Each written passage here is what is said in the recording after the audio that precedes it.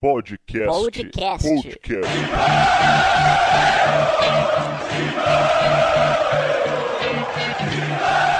Começando mais uma edição do Podcast Mão, podcast número 156, o seu noticiário semanal do Esporte Clube Corinthians Paulista, hoje com as presenças de Teleco, Maércio Ramos e Rodrigo Vessone. Tudo bem contigo, Vessa?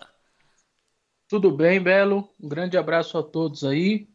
Participar novamente é um prazer com vocês. E vamos falar agora muito aí dessa partida, mais um clássico contra o Santos na Arena, né? É um clássico que a gente pode colocar como o terceiro clássico para o Corinthians, né? O Palmeiras e o São Paulo são os grandes rivais. Tem gente que, como eu, acha que o Palmeiras é o grande rival. Tem gente que acha que o São Paulo é o grande rival. Nunca vi alguém falar que o Santos é o grande rival do Corinthians, mas enfim, o Corinthians é o grande rival do Santos, né? Sempre assim, né, Vessone? Quando você vai na Baixada lá, não tem jeito. Para a cidade, é tratado como o grande jogo do ano. Quem viveu lá, então, quem morou lá, e a gente tem alguns colegas jornalistas que vieram de Santos, falam que esse sim, na verdade, viu, Bela? Agora que você falou, tem um colega nosso, por exemplo, que trabalha no site, ele até importante no site aqui de São Paulo, e ele fala que para ele o Santos é muito rival, porque ele durante toda a infância dele, ele viveu muito aquela rivalidade Corinthians e Santos no colégio, depois até na adolescência. Caramba, mas E que depois, colégio ele estudou, hein? depois que ele veio para São Paulo, só ele já veio como muito velho para São Paulo. Ah, Então ele fala entendi. que lá em Santos, por ele ter vivido muito a infância, começo da adolescência, todos lá, tudo em Santos, para ele o Santos é um grande rival, porque ele sustentou essa rivalidade lá há muito tempo, entendeu? Então é Entendi. possível sim que você encontre alguns torcedores que achem isso, que o Santos realmente seja o maior rival do Corinthians, mas certamente gente que morou em Santos ou que tem ligação com o Santos, alguém que nasceu em São Paulo, morou em São Paulo ou no interior de São Paulo, isso eu não, aí eu duvido que você vai achar alguém. O cara que morou em Santos durante toda a infância pode achar isso, assim como o cara que morou em Bauru pode achar que é o Noroeste, né? Mas enfim, eu, pelo menos que eu me recorde, na escola, assim, de 40 garotos, colegas da escola, deviam ter 18 palmeirenses, 18 são paulinos e dos quatro, um era da Portuguesa, um era do Santos e dois pro Flamengo, sei lá, tô chutando aqui.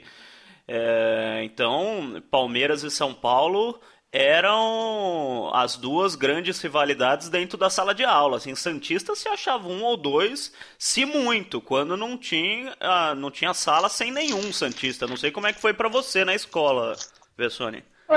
Parecido também. Eu acho que quem tá ouvindo aí a gente também acho que tem um sentimento meio parecido também, deve ter vivenciado alguma coisa bem parecida. O que acontece, Belo, também é que alguns torcedores do Corinthians mais velhos, com 50 anos, 55, 60, no caso do meu pai, por exemplo, como sofreram muito na mão do Pelé, eles têm realmente o Santos aí como algum time que se não é muito mais rival do que o São Paulo e Palmeiras, mas também não é um time a ser ignorado, assim, porque foi uma adolescência, uma juventude aí com muito sofrimento na mão do Pelé. Então, meu pai, por exemplo, carrega muito, conta histórias do Corinthians estar ganhando de 1-0 do Santos aos 42 do segundo tempo, e aí o Pelé pegar na bola, driblar 2, 3, 4 e fazer um gol, empatar aos 48, dribla mais 4, vira o jogo 2-1,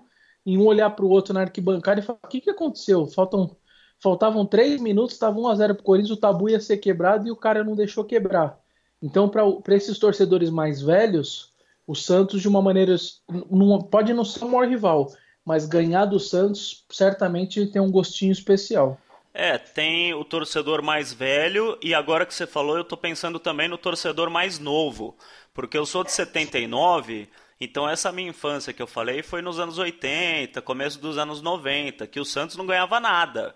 O Santos era realmente a quarta força de São Paulo e não disputava título praticamente, era muito difícil. O Santos chegava nas semifinais dos campeonatos paulistas, enfim, mas não disputava campeonato brasileiro há muito tempo.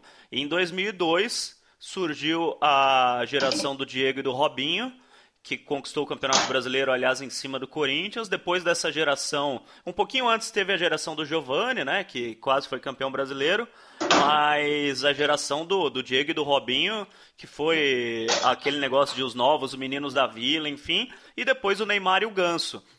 Então eu acho que talvez a molecada que tenha vindo depois de 2002, depois da geração Neymar e Robinho, Neymar e Robinho, Diego e Robinho, e principalmente a molecada que veio depois do Neymar, é capaz de ter convivido com mais santistas, porque quando Sim. tem ídolos como Diego, como Robinho, como Neymar, aumenta o número de torcedores, é normal, né? Aquele torcedor de época, que aconteceu muito com o São Paulo depois do bicampeonato intercontinental em 92, 93, enfim, até com o próprio Corinthians em 2012. Mas deve ter nascido muito santista de um tempo pra cá, né? Deve ter aumentado um pouquinho o número de torcedores nas escolas. Mas enfim, É. esse não é um podcast do Santos, é um podcast do Corinthians, Rodrigo Vessoni. E até por isso eu vou chamar nossos colegas para participarem conosco aqui, para começar o Teleco, que mandou um áudio falando a respeito de assuntos ligados ao todo-poderoso Timão. Vamos ouvir. Olá, amigos do Podcast Mão. Depois desse sofrimento imenso que foi tantas quartas-feiras sem Corinthians, né? Agora a gente em julho vai ser bem animado, né? Você tá falando de Santos, Vasco, SPFC, Curitiba, Bahia e Grêmio. Todos em seguida no mês de julho. E vai ser posto à prova o elenco. A gente tanto falou do elenco no último Podcast Mão, que a gente praticamente foi unânime no... em dizer que não mexeria no time, mais por falta de opções de banco do que por outra coisa, agora vai ser obrigado a mexer. Eu colocaria um pouco mais defensivo, eu colocaria de repente o Paulo Roberto, pode ser o Léo Santos também na lateral direita, já que Léo Príncipe ainda tenho muitas dúvidas, vamos ver se num primeiro momento ele consegue dar conta da ausência do Fagner. E também você tem ali no meio, de repente, entre o Cleison na vaga do Rodriguinho e o Marquinhos Gabriel, se ele tiver acordado na direita, realmente vai ser difícil. O Corinthians vai suar um pouco, especialmente porque os jogadores que estão saindo hoje não tem equivalente nem de longe. Rodriguinho, um jogador médio, mas que está em ótima fase. A gente tem o Fagner, que talvez não seja o melhor lateral do mundo, mas puxa vida, né, pro futebol brasileiro tá bom demais. E a gente tem o Romero, que é praticamente um terceiro volante. Não, acho que não tem outros com essa característica no time. Vamos ver o que dá. E o que vocês acham, amigos? Pois é, o Teleco falando a respeito das convocações, né, Vessone? Pulando um pouquinho esse jogo contra o Santos, só voltando, né, pra gente falar do jogo de sábado, time completo, sem o Balbuena, claro, o Pedro Henrique mais uma vez ao lado do Pablo. Daí depois do jogo contra o Santos, daí entra esse assunto citado pelo Teleco. O Corinthians vai jogar contra o Vasco da Gama no meio de semana, em São Januário, e não vai ter o Romero, que vai estar na seleção paraguaia, não vai ter o Rodriguinho e Fagner. Você tem substitutos para estes três, Vessone? Pro Fagner vai complicar, vai ter que pôr o Paulo Roberto mesmo, não tem jeito, porque o Léo Príncipe ainda não está recuperado da lesão, e é por isso que o Carille está treinando desde a semana passada o Paulo Roberto de lateral. E na vaga dos outros dois, aí eu acho que é até mais fácil, porque ele vai centralizar o Jadson e aí vai abrir dois caras dos lados. E aí pode ser o Marquinhos, pode ser o Cleison, pode ser o Cleiton, pode ser o Giovanni Augusto. E aí pelo lado você tem muitas opções mesmo, assim. Você tem no mínimo aí 5, 6 jogadores que basta abrir um de um lado e outro do outro. Basta centralizar o Jadson. Então acho que é isso que na verdade ele vai fazer. O maior problema para mim é a lateral direita, porque, queira ou não queira, o Léo Príncipe, com as limitações que ele tem, etc., É um é lateral, da né? posição, sabe jogar, sabe fazer linha de impedimento e etc e tal. E aquele jogo da Universidade de Chile mostra isso, porque ele estava fazendo uma boa partida, estava jogando muito bem, tinha jogado muito bem o primeiro tempo, E a hora que o Paulo Roberto entrou, ele tomou um drible ali inocente na lateral, não percebeu o espaço que tinha ainda para a linha de fundo. O cara é volante, está acostumado a um tipo de marcação, e o cara deu um drible dele para a linha de fundo e humilhou ele e saiu o gol. Então, esse é o problema de você ter um cara improvisado. O que eu acho interessante nisso tudo que você falou é que no começo do ano, o reserva do Romero, brigando até com o Romero pela posição, era o Léo Jabá. Tinha gente que pedia o Léo Jabá como titular no começo do ano. Fora Romero, o Léo Jabá titular. O Léo Jabá chegou a jogar algumas partidas, entrava no meio do jogo, até começou. E hoje o Léo Jabá não é nem o reserva do Romero, né? Você nem fala no nome do Léo Jabá pro lugar do Romero. Você fala em Cleiton, em Cleison, até Casim, né? O Casim tá meio em baixa também. Mas o Léo Jabá nem treinando entre os reservas tá ultimamente. Como caiu esse cara, né? Que para mim não é mau jogador. Não é um puta jogador, não é, nossa, que centroavante não é nossa, que atacante maravilhoso. Mas também não é tão ruim assim. Não, não é ruim, Belo, mas é o que você falou. Também dificilmente ele vai ser um grande craque, mas talvez vai ser um bom atacante, um atacante útil ali. O que acontece para mim, vendo de fora, é de que no Campeonato Paulista era a chance desses meninos mesmo jogar. Era um campeonato mais tranquilo para os caras jogarem. O Corinthians ia classificar de qualquer jeito na primeira fase. Ele jogou o principal jogo do campeonato, praticamente, que foi aquele Corinthians e Palmeiras, e jogou muito bem, aliás. Quem pegar o tape daquele jogo vai ver que o Léo Jabá jogou muito bem, porque o Marlone sentiu aquele problema estomacal, e aí o Léo Jabá pegou todo mundo de surpresa, porque ele foi o escolhido para ser titular. Deu a popular Só que aí caganeira no Marlone. só que aí o que aconteceu? O Marquinhos Gabriel se recuperou, o Cleison chegou, o Cleiton chegou, o time foi qualificando, foi melhorando, com jogadores mais experientes. E aí, na hora do bicho pegar, quando você está disputando o Campeonato Brasileiro, que não é brincadeira, é quarta uma pancada fora, domingo outra pancada dentro, não tem respiro, e mais uma Sul-Americana, aí a tendência é você realmente. Tanto que o Pedrinho jogou nos últimos 12 jogos, ele jogou 10 minutos, o Pedrinho, incluindo 5 minutos, 4 minutos que ele entrou na decisão contra a Ponte, ele entrou só 4, e em um outro jogo ele tinha entrado 6 minutos. Aliás, só Então, abrindo nos parênteses últimos. aí, sobre a matéria do UOL, que saiu a respeito do Pedrinho, eu conversei com o Valmir Cruz, preparador físico do Corinthians. O Pedrinho, ele ganhou peso, não ganhou massa muscular. É bom que se faça essa diferença, né? O Valmir Cruz falou que para um cara ganhar 5 quilos de massa muscular demora mais de um ano. Ou muito mais. Ele falou que para você ganhar Eu 2 quilos de sim. massa muscular demora um ano. E ele falou que o peso atual do Pedrinho é de 61 quilos. Ou seja, nem em peso ele ganhou tanto assim. Ou seja, o Pedrinho continua mirradinho ainda. Vai demorar um pouquinho mais para ele ganhar o porte físico, né? Para conseguir disputar no meio de campo, enfim. Só quis fazer E, esse parênteses para não e, eu, perder. e eu tinha feito uma matéria com o Fedato, que é o fisiologista e principal responsável por isso, e ele estava explicando tudo que está sendo feito com o Pedrinho, junto com a nutricionista, aminoácido, etc. E quando eu fiz a matéria, faz o quê? Um mês e meio, ele tinha engordado de massa muscular mesmo, massa magra, massa branca que eles falam, 1 quilo. Todo o trabalho até agora, ele engordou 1 quilo. E que eles queriam que até dezembro ele conseguisse mais 1 quilo. Aham. Que entra no que você está dizendo. Por isso que não eram 5 quilos, é impossível dar 5 quilos de massa magra, etc. Não tinha como mesmo. O Eu Fedato até me disse conversei com isso. quem fez a matéria, eu acho que houve uma confusão entre ganhar peso e ganhar massa muscular, né? Pode ser isso mesmo.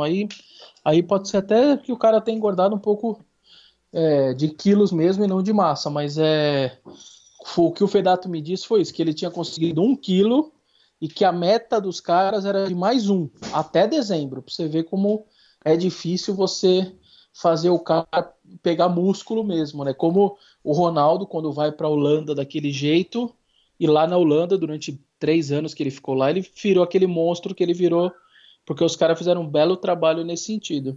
É, belo mais ou menos, né? Esqueceram de fortalecer a perna dele, ficou um corpão e sobrecarregando o joelho, né? Depois até falaram que ele deveria ter feito um trabalho mais equilibrado. Mas enfim, voltando ao assunto só do Léo Jabá para terminar, eu concordo com o que você disse a respeito dos jogadores mais experientes que vieram, mas eu só acho o seguinte, quando o cara é bom, não importa vir jogador experiente. E eu uso o exemplo do Maicon. O Maicon, moleque, assumiu a vaga lá no meio de campo, chegou o Felipe Bastos, o próprio Camacho está lutando pela vaga, o Rodriguinho poderia tá pegando essa vaga, o Christian no começo do ano poderia estar pegando essa vaga, enfim, tem um monte de cara de olho nessa vaga aí de segundo volante, e o Maicon foi ficando, porque ele é bom, é bom. Então eu acho que se o Léo Jabá tivesse jogado um puta futebol no começo do ano, podia ter vindo Cleison, ou poderia nem ter vindo, ou a diretoria de repente poderia nem ter ido atrás desses caras, e ele poderia, se não ficar como titular, pelo menos ficar fazendo uma sombra boa pro Romero, né? Então eu acho que teve esse negócio dos experientes, mas teve muito também dele ter caído de produção, Vessone. É, tem razão, Belo. Eu não tiro e não ponho nada do que você falou. Concordo contigo e vamos aguardar e vamos ver. Mas a tendência é realmente que os meninos aí, no caso, o Léo Jabá e o Pedrinho, não tenham tantas chances, a não ser que comece a lesionar um atrás do outro aí. Agora eu vou chamar o Maércio Ramos, que também deixou uma participação aqui no podcast Mão 156. Fala aí, Maércio. Abraço, Belo, Vessone, Teleco, Vitão, todo mundo que nos ouve, que nos apoia aqui no podcast Mão. Como a gente está falando muito, né, de Corinthians, de time do Carille, da performance, da baixa quantidade de cartões que os jogadores levam, do time disciplinado mesmo, que é o do Carille, vou partir para uma outra linha, se vocês me permitem. Sabe por quê, Belo? Essa coisa de torcida me incomoda, até porque hoje se rotula muito, né? Esse torcedor é assim, aquele é assado, esse que é assado tem que ser assim, esse que é assim tem que ser assado, dita-se regra para a forma de torcer. O torcedor de antes era mais de arquibancada, hoje é mais, para a gente não fazer propaganda aqui dessa coisa gostosa, que é essa coisa de chocolate aí, né? Sabe o que eu quero dizer, Belo? Se você quiser pode falar o nome aí, eu não vou falar, porque eu não sei se você ia ficar bravo comigo ou não. Mas o torcedor, ou então o torcedor coxinha, e para partir também para coisa de política, o torcedor mortadela, né? Cara, hoje tá com essa coisa aí de que tem que torcer assim e se não for assim tá errado. Isso me incomoda, sabe? Eu acho que principalmente para a torcida do Corinthians, que hoje se divide muito. Quando era no Pacaembu era melhor, agora essa casa nossa é muito fria, já nem tô indo mais em jogo. Não tem nada disso, cara. É tudo a mesma coisa, muda-se o local e as pessoas se adaptam e assim é a vida e assim tem que ser também. Mas por que eu peguei esse gancho para falar dessa nova regulamentação, ou então dessa nova determinação, orientação da CBF para que os árbitros punam os jogadores que estão no banco com cartão amarelo, porque se eles partirem também por uma vibração mais exacerbada na hora de um gol do companheiro. Que é isso, cara? Estão acabando. Aí eu tô com esses torcedores mesmo que começam a rotular. Vou rotular aqui a CBF de que ela é modinha, né? Com uma expressão que também é usada aí. Se não é modinha, ela gosta de provocar ou de chamar a atenção para si e já chama bastante atenção por um monte de outras coisas. Não precisava disso e não precisa disso, né? O futebol é muito mais legal. Pô, a pessoa, o cara faz um baita gol importante, jogadores estão ali no banco, não podem vibrar. Que é isso? Daqui a pouco, então não vamos gritar gol mais, então. Ou então o futebol vai acabar e vamos fazer torcida de futebol, torcida de tênis. É a morte, é a falência, né? Estão decretando o fim da festa no futebol. E futebol nada mais é, se para o povo, não para o povo A, para o povo B, C, D, E, não importa a classe, é para todo mundo e do mesmo jeito. Todo mundo quer soltar o seu grito de campeão, de gol, vaiar, xingar, gritar, vale tudo. Não tendo violência, vale tudo. Mas não é bem assim que essas pessoas que comandam o futebol estão enxergando. E eu acho que o Corinthians parte para um negócio legal se começar a afrontar tudo isso. Já tirou a bandeira, já tirou a batucada, já não pode isso, já tem torcida única, ou então uma quantidade pequena da torcida visitante. Para tudo e recomeça. Aproveitei esse espaço aqui, Belo, Vessone, Teleco, Vitão e quem nos acompanha, para falar disso, que é uma coisa que me incomoda bastante, e que se a gente não botar voz nisso também, daqui a pouco, se a gente ficar muito passivo, essa coisa pega mesmo, e nem o grito de gol vai acabar saindo. Já pensou? Gol do Timão e a gente quieto? Não dá. Gente, grande abraço. Tô batendo asa. Pois é, o Maércio Ramos incomodado com essa história de torcida não poder comemorar, torcedor, aliás, jogador no banco não poder comemorar, senão vai levar cartão amarelo. E a torcida do Corinthians é um pouco pioneira nesse negócio de lutar contra o futebol moderno, né? As arquibancadas da Arena Corinthians lutam contra isso há muito tempo, né? A gente tem a Rádio Gaviões retransmitindo o podcast Mão, todos os nossos programas, né? Várias vezes ao dia, quando a gente grava, o pessoal transmite. Um abraço para a galera da Rádio Gaviões. E o pessoal da Gaviões há muito tempo luta contra isso, para ter o bandeirão de volta, para ter o sinalizador, para ter a festa nas arquibancadas, para ter o mastro, o batuque, enfim. E o Maércio trouxe mais um lado dessa história, que é você mostrar cartão amarelo para jogador que comemora gol. Onde chegaremos, Rodrigo Vessoni? Não, Bela, eu não consigo comentar isso. Passa aí porque é de uma bizarrice tão grande que eu não consigo comentar. Passa esse assunto aí que me irrita. O pessoal só tem uma explicação. Quem faz as regras nunca foi num estádio de futebol. Quem faz as regras não faz ideia o que é um jogo de futebol. Ou vai e fica naquele camarote do jogo da seleção, né? O camarote do Vila Miques, lá ouvindo o sertanejo e tomando champanhe. Que às vezes também você vai em algum jogo da seleção brasileira. Os que eu fui aqui no Brasil, fora de Copa do Mundo, claro, os amistosos, a bola sai, o cara levanta e bate palma. Parece que tá vendo um jogo de golfe. Então, o jogo da seleção é outra história.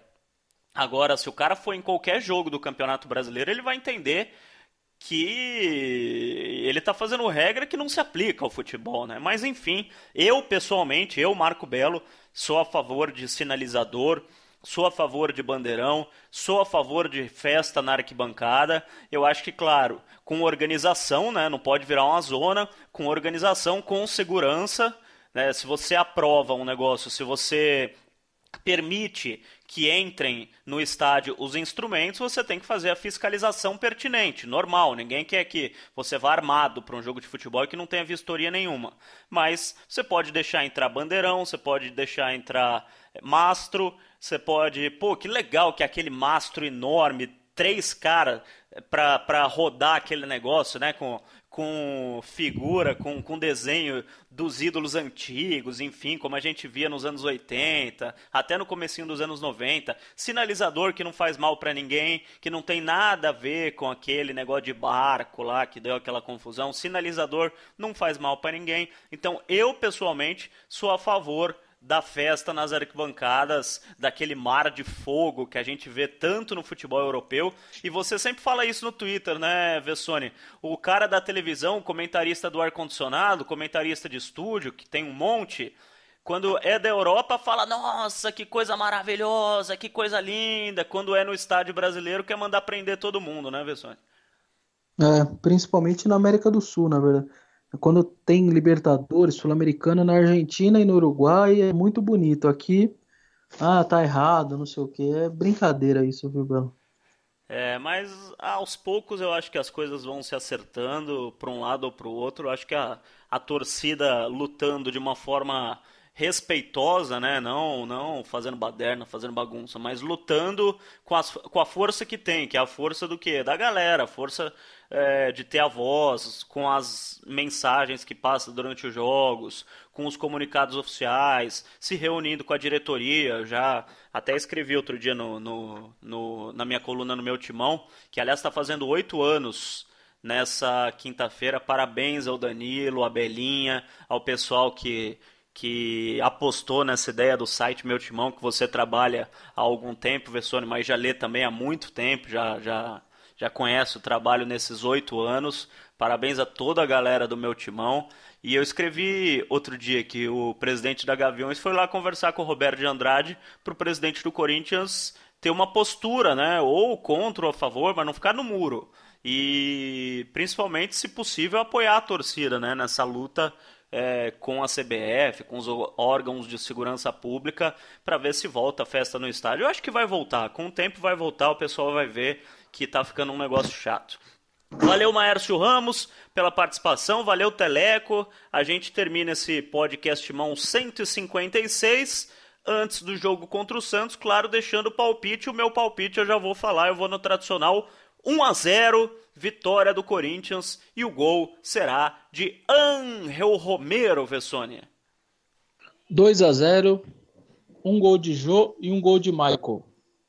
Um gol de Michael, hein? Essa aposta aí deve pagar bastante, porque qual foi o último gol que o Michael fez, né? Do Inter, na Copa do Brasil. Fez contra o Inter na Copa do Brasil, tem razão. Pode ser. Nós dois apostamos na vitória do Corinthians, eu acho que vai vencer o Santos. Eu trabalhei no último domingo na partida do Santos contra o Cruzeiro, o Santos também não é nada disso.